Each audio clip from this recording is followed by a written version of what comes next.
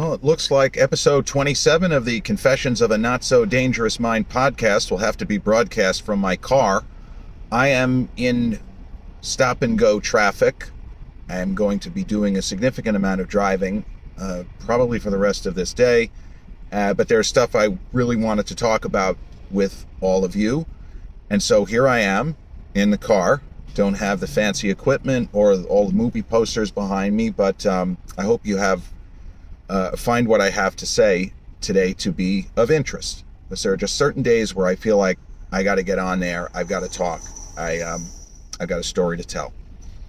So once again, if you end up watching this car video on my YouTube channel and you enjoy, as you may have enjoyed a few of the other videos you've seen, don't forget to click like and smash the subscriber bell. Or if you end up listening to the audio version of the podcast on Spotify, iTunes, or the other platforms, please, if you enjoy, and only if you enjoy the content, click like and smash the subscriber bell. So some of you have actually asked about the watch that you see me wearing in the videos. And it is kind of an antique. It's a watch that belonged to my grandfather, a Jules Jurgensen 14-karat gold watch that has not been made since the 80s. This style of watch has not been made in probably 40 years. And my grandfather apparently got this for a gift when he was, 40, 45. He didn't wear it though, but it was among many things that he left when he passed, which is now, almost 14 years ago. Made it to 96, God bless him. Very old school, as they say. He was very old school, the real deal, real tough guy. But not a tough guy with his fists, but up here. And with the work ethic. So, yeah, that's the story of this nice looking watch, which is a little different than your average watch. But what I really wanted to talk about today, other than little family history, which a lot of people enjoy, today is the 28th anniversary of the release of one of the great crime films, thrillers, masterclass in film acting by a number of people, movies. And that would be Michael Mann's 1995 crime thriller, action thriller, saga, whatever you want to call it, Heat. Which I saw with my mom on its opening day. It was actually a Friday afternoon, December 15, 1995. And again, this is one of those things you can Google. December 15, 1995 was a Friday. And I know it was a Friday because we saw the movie that day in theaters. At the movies at Sunrise Mall, mall is almost completely gone. Most of the stores, 90+% of the stores are shuttered. That, of course, is my hometown of Massapequa. And a movie theater has been gone for 25 years. Last movie I saw there, I think, was Steven Spielberg's, no, not Amistad. I saw Dark City there. Alex Proyas, visionary, science fiction masterpiece. Roger Ebert, his favorite film of the 90s, if I'm not mistaken. Certainly it was his pick for best film of that year. But my mom and Mom was into it. She's a huge fan of Godfather. She saw Goodfellas a few times during its initial theatrical run. She is a fan of De Niro and Pacino from way back in the day. And so was I, but, from a different angle. By that point in time, I was 21, and I was in my second full year at New York University Film School. So you want to talk about a movie being right in the wheelhouse of a film student. That's one of them, because you had Jon Voight, a great actor, and you had like a very young Jeremy Piven, who's terrific, and Dennis Haysbert, long before he was in the TV show 24, playing David Palmer, United States Senator, and then eventually president. Spoilers, he becomes president on the show. But so many great actors in there. Hank Azaria is hilarious. Ashley Judd, Val Kilmer's great. Everyone in that movie comes to play. Like, nobody takes the movie off. They're all in there mixing it up and giving it everything they got. Ted Levine, what is it, about 4 or 5 years after Silence of the Lambs, not playing anything like Buffalo Bill, and he's terrific. So, and the late Tom Sizemore, another brilliant actor, a lot of personal problems, but Tom Sizemore is dynamite in that movie. And for those who don't know, I'll point out right now, it is on Netflix, and you like crime movies, you like thrillers, you want to see some action sequences that very few films have been able to duplicate. This movie's got them. There's some crazy shit in this film where you say, how the hell did they do that? There's a shootout, not giving much away. It's an action movie. There's going to be a shootout or a car chase or a shootout during a car chase in a lot of them. But they shut down streets for at least a week, if not 2 weeks, to shoot this incredible sequence that comes after a heist. And it is still incredible. And I actually, not that this means anything in the grand scheme of things, but I have a friend who was military, and his CO showed this scene from the movie Heat to point out how to move and fire while under fire, which is a very kind of horrifying concept for a layman like me who only likes guns and movies. You know, I'm not a guy that's handling rifles or anything, but when he told me that, I'm like, you being serious? He says, oh, yeah. They showed us this, and they made us memorize, this is how you move under heavy fire. This is how you move if you don't want to get caught by the enemy. Oh, okay, gotcha. Now, this part is a little weird to me, and I don't really understand the mechanics of it, but sometimes in Hollywood, there are movies which get wrapped way before their release date. Now, that part I understood, and I know. But sometimes films get screened for critics kind of under the table, at least back in the day, long before a film is, being released. And they kind of the studios might put a gag order on the critics and say, don't print this until much closer to the release date. And a few years later, and this is something that at the time really bothered me because it didn't make any sense. A few years later, The Truman Show was written about near the end of 1997. Now, that movie didn't come out. June 5th, 1998 was a release date. Don't ask me how I know that, but, go back to Wahlberg, stay with Charlie Babbitt. That's how I know. There was an article, I want to say it was Esquire magazine. It was one of those magazines, it was either GQ or Esquire, but it was a magazine that dealt with culture and lifestyle type things, but was not a movie magazine. And The Truman Show was praised as a groundbreaking, extraordinary movie, and the film was literally 6 months from being released. And I remember thinking, well, this sucks. What the fuck? Why didn't they get it ready to release at the end of Well, I don't know why they didn't get it ready to release at the end of 97. Maybe because they felt it was the year of Titanic and they wanted to position it for the next Oscar. Well, that didn't work out if that was their plan, because 98 was the year of Saving Private Ryan, among others.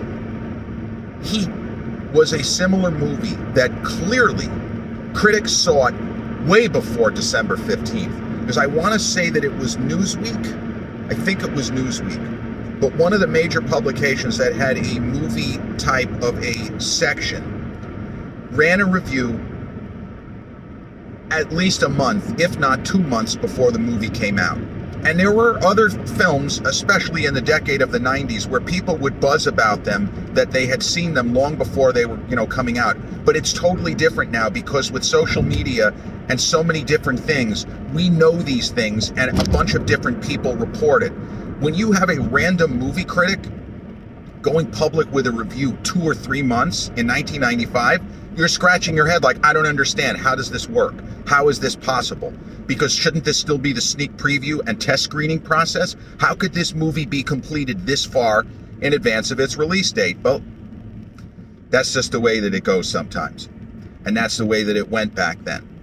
So to be specific with the movie Heat, it is two of the greats, two of the acting goats, no doubt, both guys who, knew each other from back in the day, and if you want to get cute, played father and son in Godfather 2. Because De Niro, in, his first kind of heavy Oscar role, I believe he won for supporting actor, he plays Don Corleone as a younger man, basically the Marlon Brando character, the early days.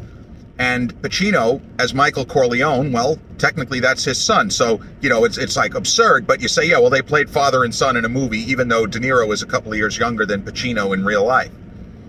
But in this movie, you could have cast it the other way, but I believe that the movie was better for how they did it. So Al Pacino plays a workaholic, probably cocaine addicted or some kind of speed. He's on something. And I don't believe that, Pacino was on coke. No, I believe that his character is supposed to be taking some shit that is not kosher, if you'll excuse my expression.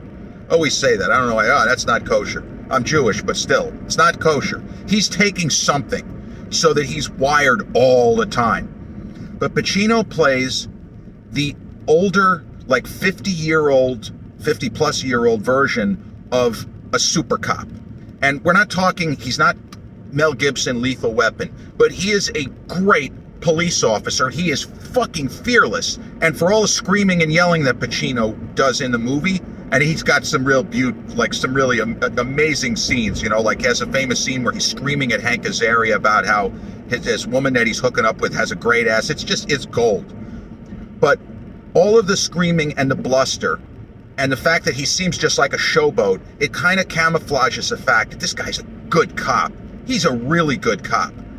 And De Niro, on the other hand, does the heavy lifting as far as acting. Because, John Voight, who I love, he kind of hams it up. Voight did a bunch of roles in the 90s where he just is chewing it up. And he's having a blast with all the other guys. He has scenes with De Niro. He has scenes with Kilmer. And that's it, brother. He's delivering his lines in a different kind of voice. But Pacino is really good because you see just how competent his character, Vincent Hanna, great name too, is. And De Niro as Neil McCauley, who's a master thief and a very precise, exacting, extremely thorough individual. And because of De Niro's preparation methods, and he was a guy who had that reputation, Chris Rock joked about Russell Crowe at the Oscars many years ago about how Russell Crowe was the kind of guy who, wherever you need, whatever time period you need, whatever kind of role, Russell will do the research. And then he famously says, if you want to make a movie about 3 weeks ago, Russell's the guy. He'll put in the time to figure out exactly what the world was like 3 weeks ago. Well, De Niro did that.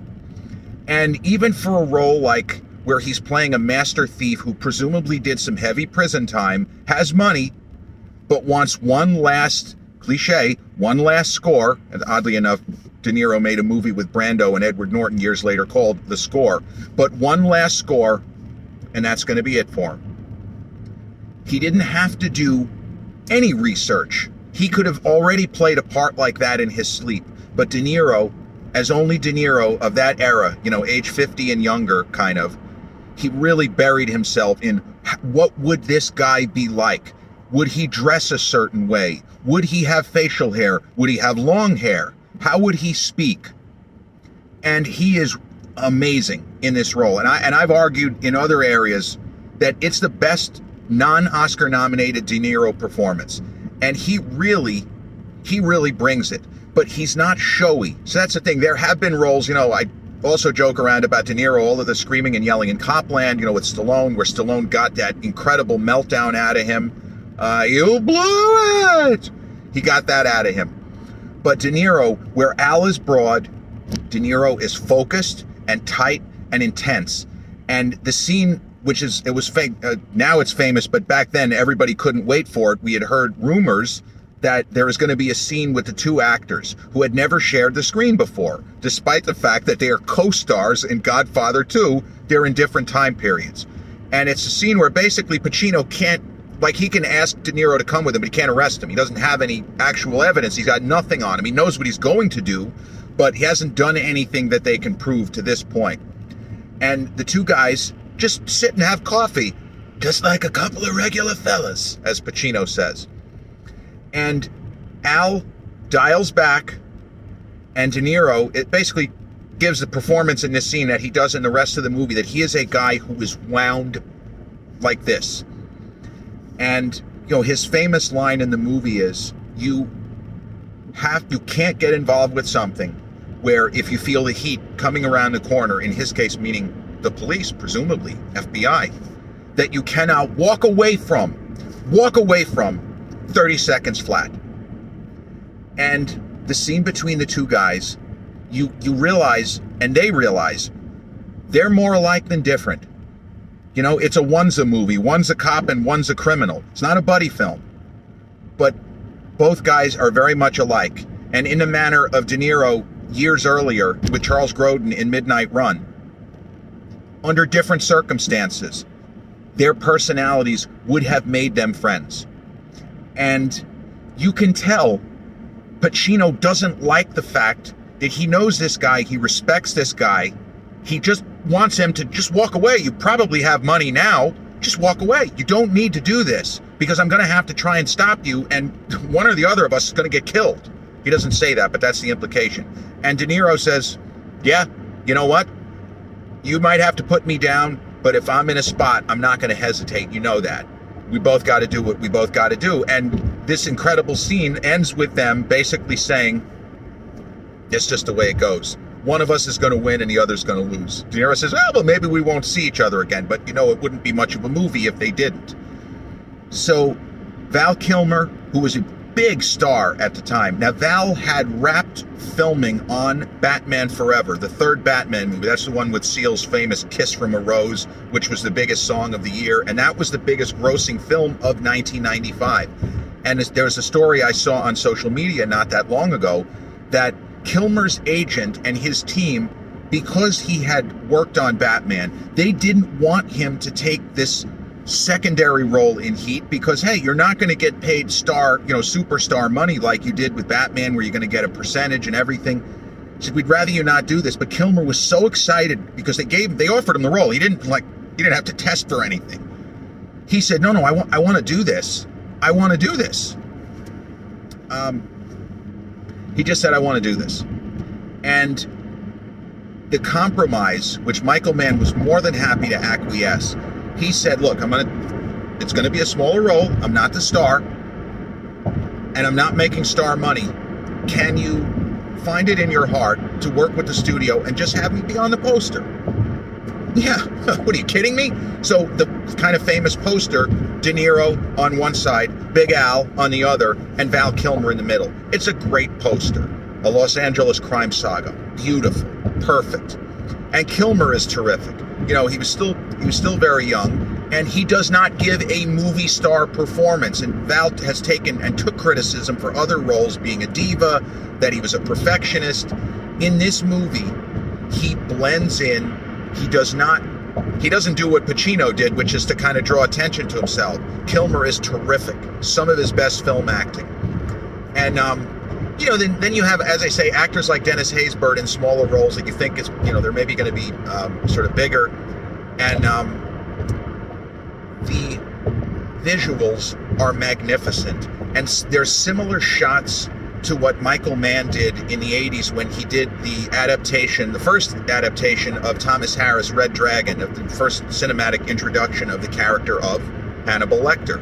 In that movie, played by another great actor, Brian Cox. But there's a lot of really amazing shots with sort of cool blue hue and nighttime shots with illumination where you say, how the fuck did he pull that off? Like, I don't even know how he would do this. How would he film this? There's so many gorgeous shots of Los Angeles at night.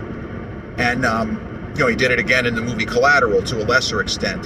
That movie is not as painterly as this one. But it is a great story. The action is terrific, and it's almost a perfect blend of character studies of two very flawed men. You can argue that Pacino's character is even more flawed, that De Niro's character, Macaulay, is a more logical, he's a criminal, but he has a code, and he has certain things that he's not going to do, and Pacino's life is a wreck. Like, the man is a total mess. He's out of control. He's a shitty dad. He does a lot of stuff wrong. But he gets a lot of things right.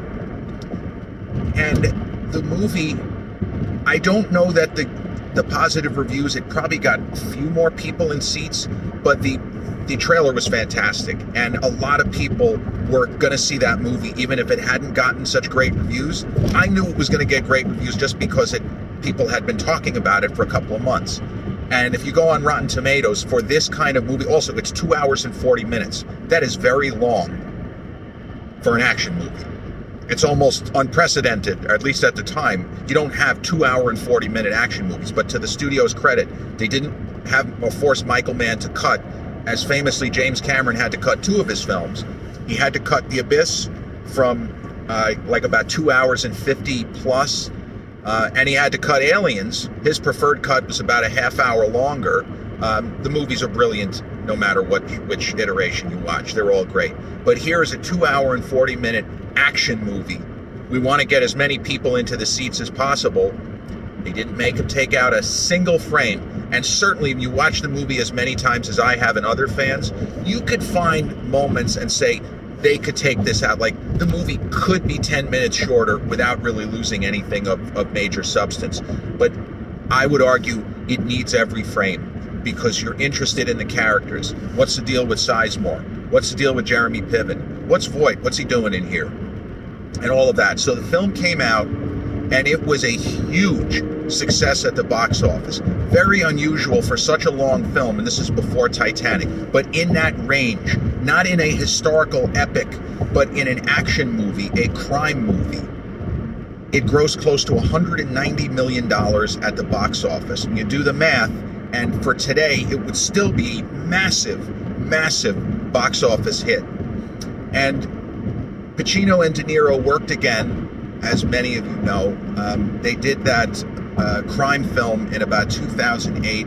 I don't remember the name of it. It was kind of a sort of generic name, if memory serves, where they're cops, but they're tracking a serial killer. I didn't want to see it. Too many people told me it sucked, and it was, you know, like a stain on your career. So I'm like, okay, fuck this. I'm not going to go see it.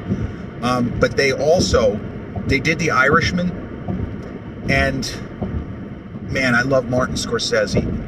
I am a Scorsese scholar, as I mentioned on previous podcasts, but the movie is just not that good. It's 3 stars. You know, it's worth seeing, but man, without Joe Pesci, Pesci makes the movie. Pesci's magnificent in that film, and I recommend the movie because of him. And you know, De Niro doesn't have that much to do, and unfortunately with Al playing Hoffa, it is kind of a greatest hits of some of his other earlier kind of bombastic, boisterous roles. But they're really good in the limited time they have to work together in Heat. And without spoiling the end for anybody who hasn't seen it and is interested, their last scene together is really extraordinary. And I won't say another word. The music is incredible. Moby, who was kind of becoming a star, you know, a DJ who then became a musician, tunes like Body Rock and tunes like that. He has one called God Moving Over the Face of the Waters, which kind of became the de facto anthem for this film. And it's just a beautiful, amazing sound and melody that fits this film perfectly, almost as if, and I don't think he wrote it for this film, but it's almost as if he did. That's how perfect it is. And yeah, it's on Netflix, and you can find it on other platforms to rent at a couple of bucks. You know, like if you don't get Netflix, but you have Amazon Prime, you can rent it for a couple of bucks, and certainly some of the other apps as well. So if you haven't seen Heat, by all means, it is worth 2 hours and 40 minutes of your time. It is an extraordinary motion picture. And yeah, I'm still driving, and I'm still in stop and go traffic here, but that will conclude episode 27 of the Confessions of a Not So Dangerous Mind podcast. 26 or 27. Well, we'll find out when this is done. But I want to thank you all for bearing with me as I battled with the traffic. And if you're joining me for the YouTube version of the podcast, which I should be able to get up for you later on today, don't forget to click like, smash that subscriber bell. Or if you're joining me for the audio version, which I'll be pulling the audio from this recording here, don't forget to click like and subscribe. I'll see you all again real soon. Take care.